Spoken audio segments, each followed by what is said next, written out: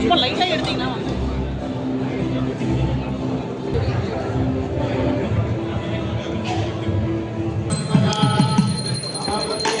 Sir சைடில் வாங்க sir, சைடில் வாங்க.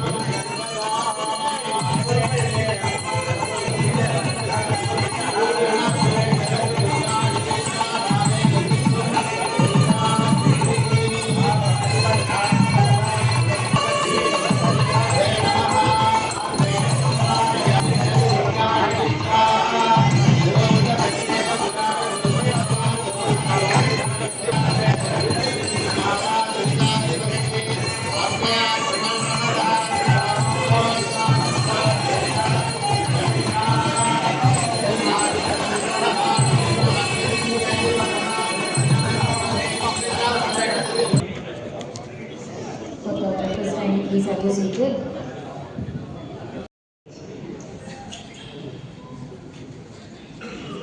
Sinesh, please come over. அவர்கள் அந்த ஆனர்ஸ் செய்ய இந்த படத்துடைய வேலைகள் துவங்க இருக்குது.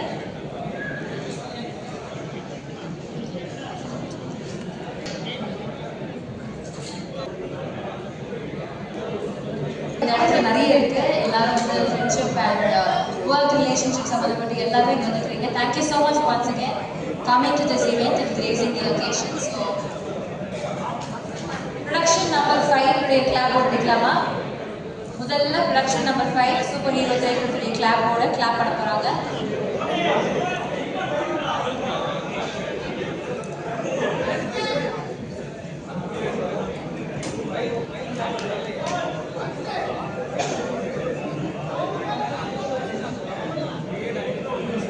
Okay, we'll start. Sinesh sir. Production number 5. Superhero திரைப்படத்துடைய கிளாப் போர்டு கிளாப் பண்ணு. We have the guests of honor. On a countdown of 4, 3, 2 and 1. Production number 5. Superhero. Black on.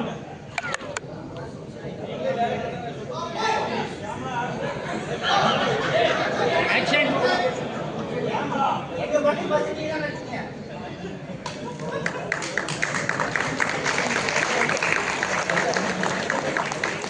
Ninja.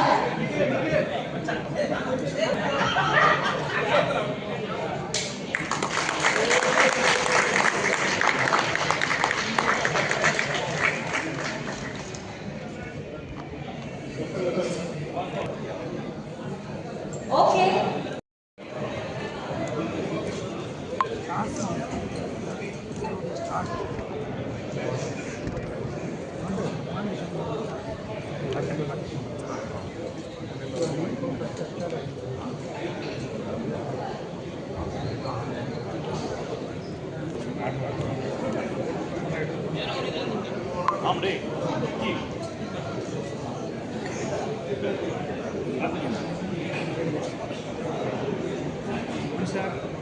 வணக்கம்,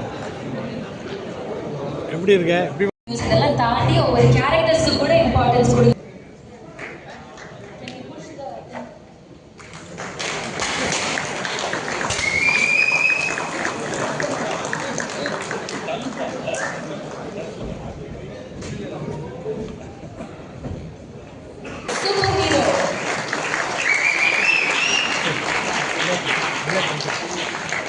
Another dream title about your friend Sinesh, நீங்க share பண்ண நாங்க ஆசைப்படுறோம்.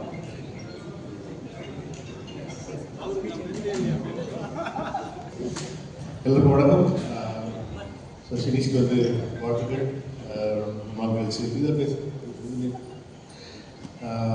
So sorry லேட்டாக வந்ததுக்கு. ஆனால் நெல்சன் சொன்னார் நான் தான் கரெக்ட் டைமில் வந்திருக்கேன், ஒரு 1 மணி நேரத்துக்கு முன்னாடி வந்து அப்படின்னு சொன்னார். சார் வணக்கம் sir. Sir so super hero this one with the whole team, Sandy and Arjun, அப்புறம் ஹோல் டீம் டைரக்டர் எல்லாருக்குமே வந்து வாழ்த்துக்க சொல்லிக்கிறேன்.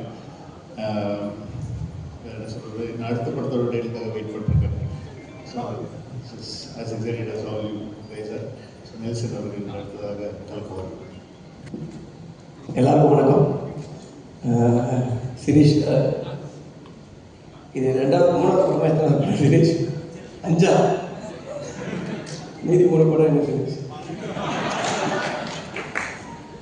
இல்லை ஃபஸ்ட்டு நான் வந்து கிளாஸ்மேட் ஆனேன் காலேஜில். நான் ஃபஸ்ட்டு அவனை பார்க்கும்போது எப்படின்னா ரோட்டில் தான் பார்த்தேன். ஏன்னா நான் காலேஜ் போயிட்டு இருந்தேன். அப்போ வந்து பஸ்ஸு நல்ல டாப்பு, அதாவது என்னென்னா காலேஜ் படிக்கும்போது எல்லாருமே அந்த பஸ்ஸு டாப்பில் வரதெல்லாம் ஒரு கெத்தாக நினச்சி அவனை பண்ணுறதில்ல நம்மளால ஒருத்தன். ஆனால் அவனை பார்க்கும்போது தான் தெரியாது எவ்வளோ பயப்படுறான்னு. இப்படி ஒருத்தன் வந்து பார்த்தேன், இவன் என்ன பண்ணுறான், இவன் பஸ்ஸு டாப்பில் அப்படின்ற யாரோ கட்டாயப்படுத்தி கூட்டிகிட்டு போன மாதிரியே இருக்கும். ஆனால் இவன் தான் பண்ணுறான். அதுக்கப்புறம் சரி ஓகே இப்படிலாம் இருப்பாங்க போல காலேஜில் நினச்சி போய் கிளாஸில் உட்காடுறேன். பார்த்தா பக்கத்தில் ஒருத்தர் உட்காராட்டி இவனை அங்கே பார்த்தா அதே ஆள் தான் இங்கே வந்து உட்காரான்னா, நீங்கள் தானே அது நல்லா இருக்கா? ஆமாம், எப்படி இருந்துச்சு? நல்லா இருந்துச்சு சொல்லி. ஸோ காலேஜ்லேருந்தே ரொம்ப புரட்சி தரமாக எல்லாம் யோசிச்சுட்டே இருப்பான். தனியாக போய் ஒரு நாள் ஒரு பையன் வரான், கீழே வச்சா கீழே வந்து யாரும் போராட்டம் பண்ணுறாங்க அப்படின்னா.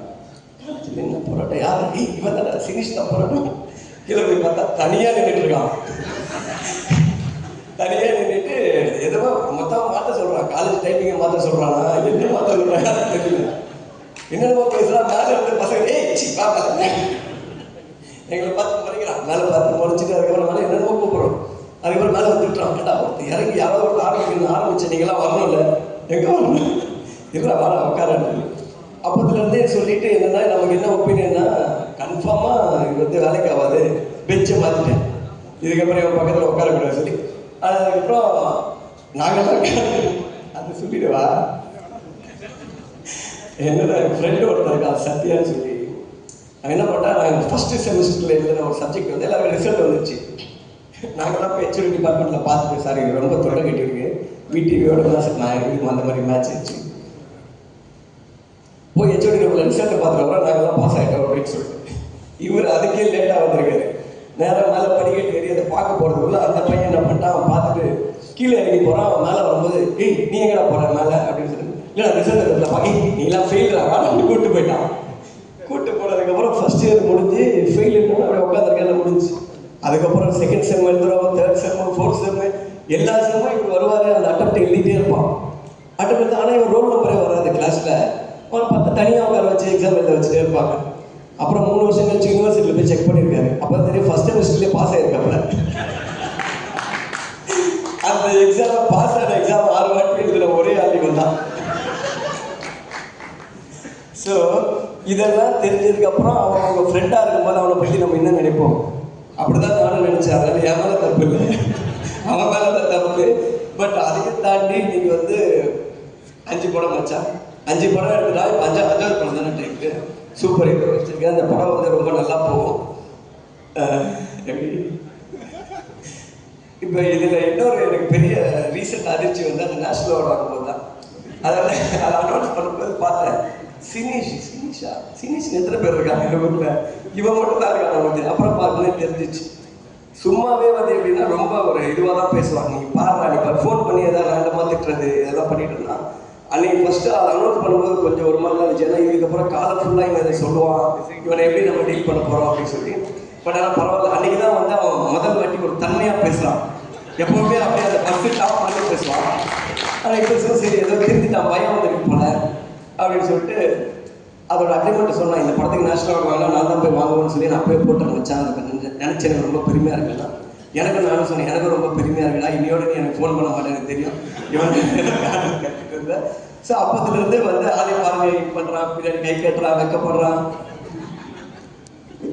ஸோ இந்த மாதிரி இருக்குது. இப்போ 2 படம் அனௌன்ஸ் பண்ணி இன்னொரு படம் இனிமேல் தான் தெரியும்ல.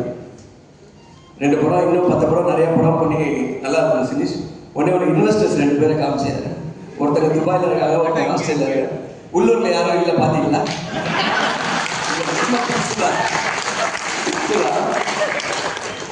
ஆனால் பட் நான் பாருங்க அவங்க ஃபாரின் வரைக்கும் வேறு மாதிரி பண்ணுவான்.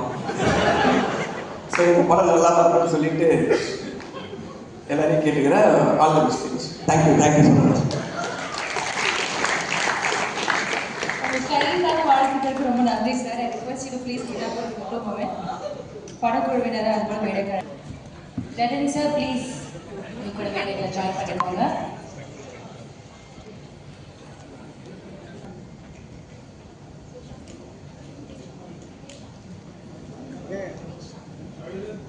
மியூசிக் டைரக்டர் ரேஷா மாவளி என்னோட மேடைக்கு அழைக்கிறோம். 1 minute, can you please hold for the music director join?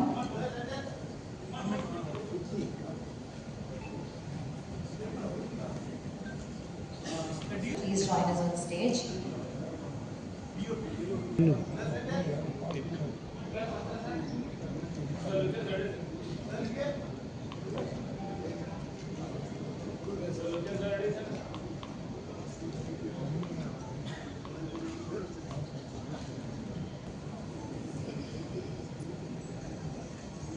Videos okay, ma'am? Yeah, thank you.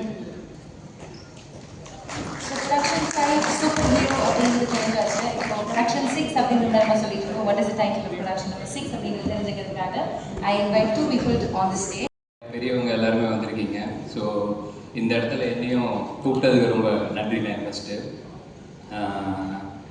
அடுத்ததாக ஃபஸ்ட்டு நீங்கள் என்னமோ சொன்னீங்களே மாஸ்க் ப்ரொமோஷன் விட்டுட்டு வந்திருக்கேன். நீங்கள் இல்லை, நான் மாஸ்க் ப்ரொமோஷனுக்காக தான் வந்திருக்கிறேன்.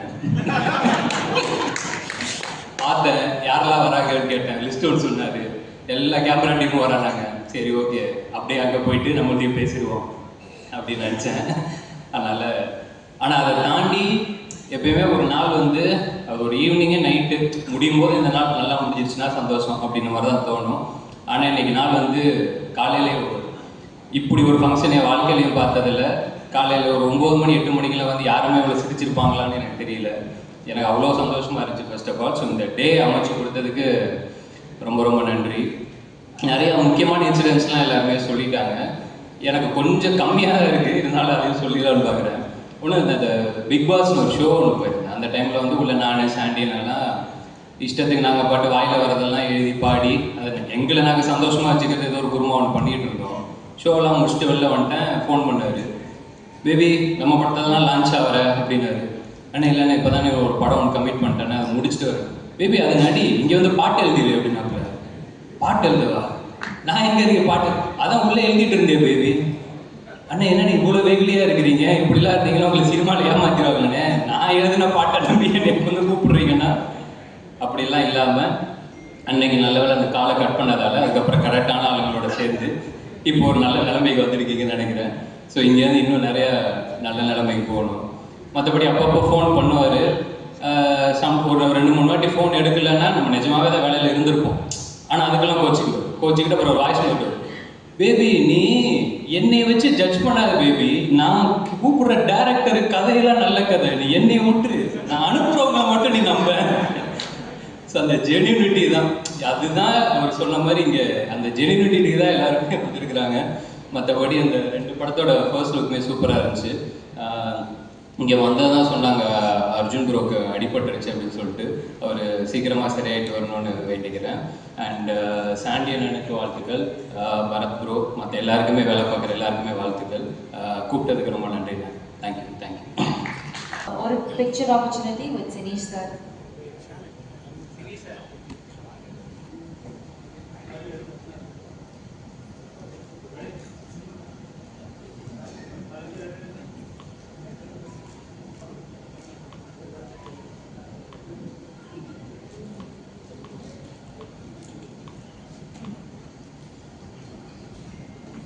ஓகே, இப்போ 2 படத்தோட